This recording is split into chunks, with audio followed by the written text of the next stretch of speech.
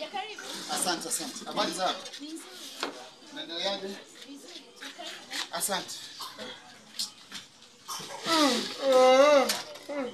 Tukuhudumia baba. Kuna chakula gani hapo? Kuna ugali nyama. Ugali? Ugali nyama. Ugali nyama Ugali nyama shingapi? 5,000 tu. Nyama ya roast. Nyama roast. Okay, sawa. Ona, unaweza kunibalansia kidogo, samani na kunibalansia kidogo ugali mchuzi. Natamani hapa tuna roast. Tengeneza tu hata ugali mchuzi shilingi 1,000. Hapana kaka. Ha? Haiwezekani.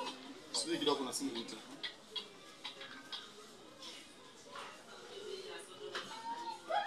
Hello. Poa, habari za huko?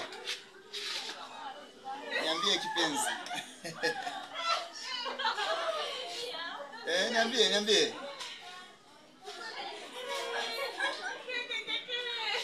Uko na shida?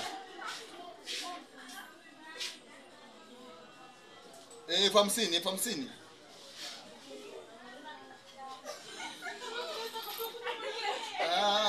Sawa. Lakini sasa nikwambie kitu. Hapa nimetoka, niko msibani huku, tuko makaburini tunachimba huku. Kuna mtu amefariki jirani yetu kwenye Nzengo. Tunachimba. Siko nyumbani. Niko nyumbani, hatuko nyumbani kabisa. Niko kwa makaburini. Wewe leta jembe, leta na koleo.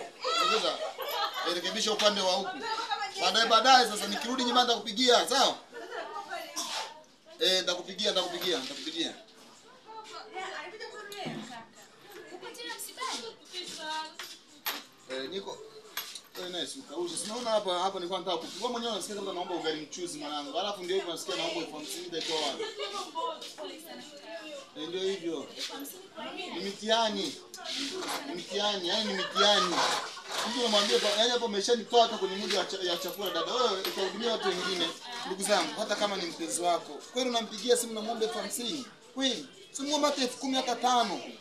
50 na kuchana makavu. Angalia na hali. Jana ametafuna 20, leo tena 50. Na kuchana makavu, badilika. Mpenzi wako usimpelekee tafikia huko kwenye gari la mwendo kasi. Dada, tutakuja siku nyingine kuchangia baadaye.